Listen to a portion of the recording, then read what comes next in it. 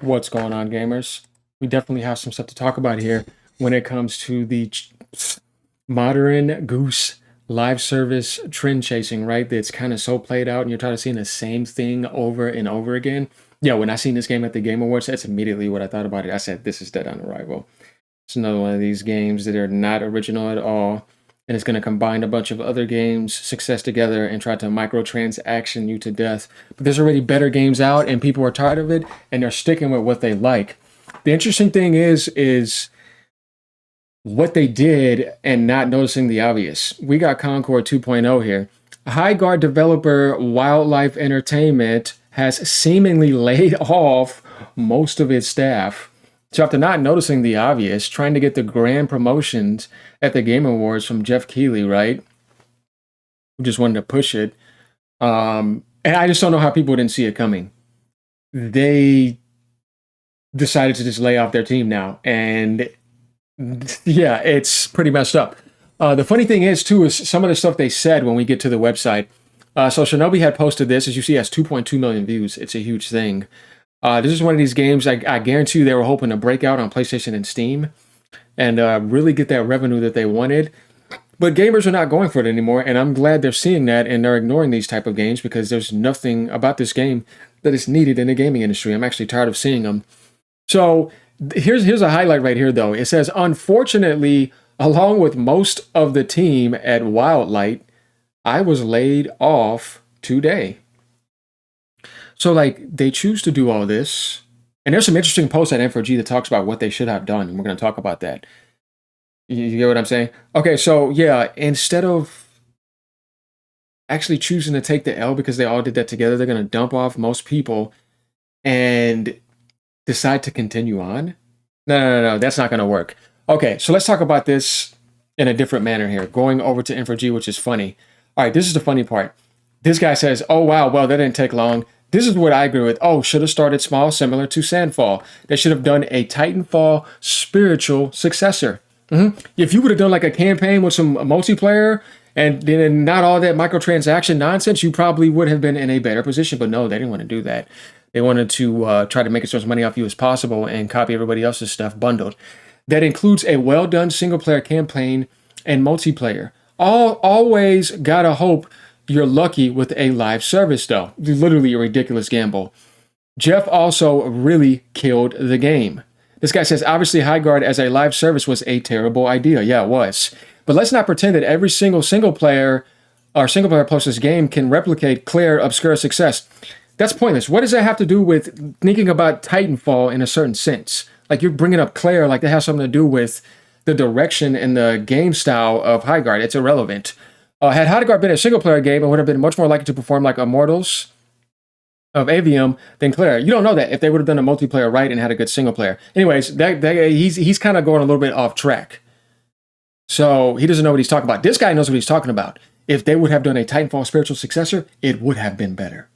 Because there would have been something people would have been excited for that's actually missing, that they actually wanted a sequel for. So instead, they followed the Concord formula, and look what happened. You got the Concord results. You may have lasted a little bit longer than Concord, but I mean, is that really helping you? No.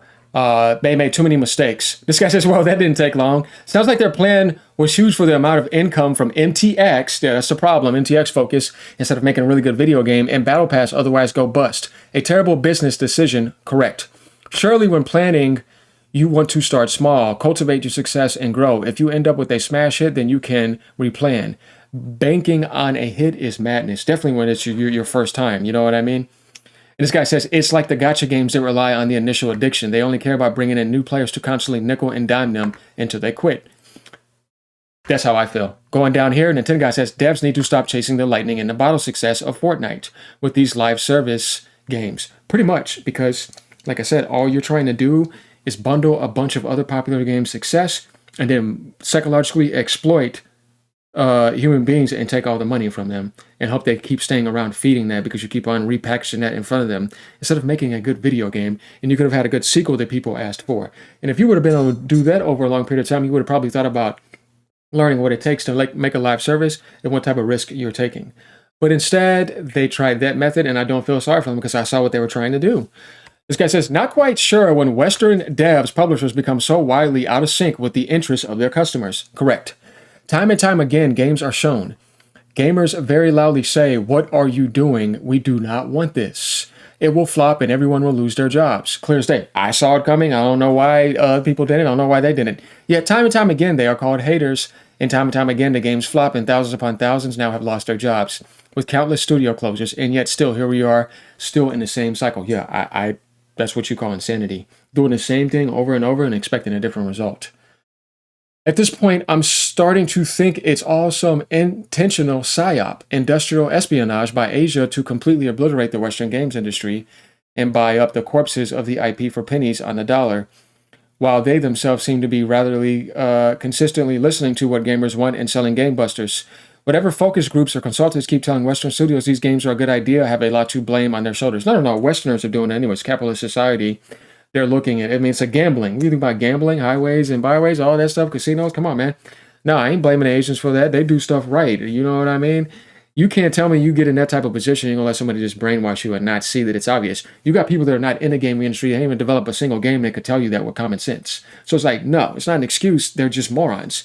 And they're greedy and they're chasing something they shouldn't have chased, and they didn't think about the gamer. They thought about getting a lot of microtransaction feed. So you had the game start off at 97 down to 3,000 on Steam. It died real quick because people are tired of that, because that means they got that feeling, oh, this again, and they're gone. Inside feeling, it's not there.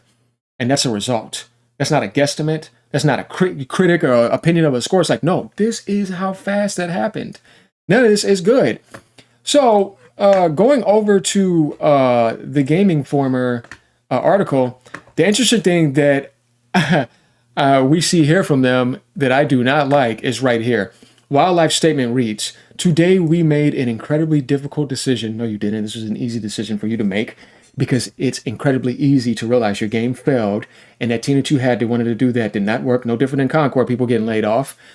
To part ways with a number of our team members while keeping a core group of developers to continue innovating. Did you just say innovating? Bro, what did you innovate with this game? What's innovating? What's innovative about copying a whole bunch of other successful games like Apex and stuff like that? What's innovative about that? You're not innovating at all. And then massively microtransaction. There's nothing about that game that looked innovative at all. And supporting the game. Yeah, okay. We're proud of the team. No, you're not. You're disappointed and you're let down. That's why you're laying off people. You're not proud when you're saying you're dumping off the majority of a team. Lies. Proud of the team, talent, and product we've created together. You're not. You're pissed off. You're disappointed. You didn't get what you wanted. We're also grateful for players who gave the game a shot. We're also grateful if you gave us any money to help us out with our failures, and those who continue to be a part of our community. Yeah, okay. So this is the statement that they made after the layoffs, guys. This is actually funny to me. So original story, released free-to-play, which is why I hate free-to-play, last month on January 26th to mixed results. Not just a few weeks after the game's launch, most of the team has reportedly been laid off. That's according to former Highguard level designer Alex Garner, who posted on LinkedIn today, stating, unfortunately, along with most of the team at Wildlight, I was laid off today. You see? And that's pretty much where we have it when it comes to this. So this statement right here is, once again, being dishonest. That's not a way to gain some traction or make people want to like anything you're doing. And you're sitting here saying that. It's just nice PR talk, but it's like, nah, what you did has nothing to do with being nice. It's BS is what it is. So, yeah, you guys are going to have to let me know what you think about this. Did you see the failure coming? Aren't you tired of these type of games? Concord 2.0, everybody saw that coming. Tough times to be a game developer. You fall short and get the axe. Who knows? With a bit look, a few other companies learn and understand that this type of game comes with a high risk. Yeah, Highguard. High risk. You see? Let me know what you guys think. Leave a comment down below. Peace out. And, yeah, stop supporting this crap. I don't blame you. I know you want real good video games, and they need to understand what that means. They are out of touch with reality. Is there anything else to really talk about? Because how did you not see all those cancels Sony did? How did you not see the cancels Microsoft did? How did you not see the other cancels and all the failures of even MMOs when they were big at that time? It doesn't work. It's like a lightning in a bottle for sure. You have to know what you're doing. You don't see Nintendo doing that, right? Look how good they are. It's like, they're not doing it though. You got to do what works and what gamers want. A Titanfall spiritual successor would have been nice. Later.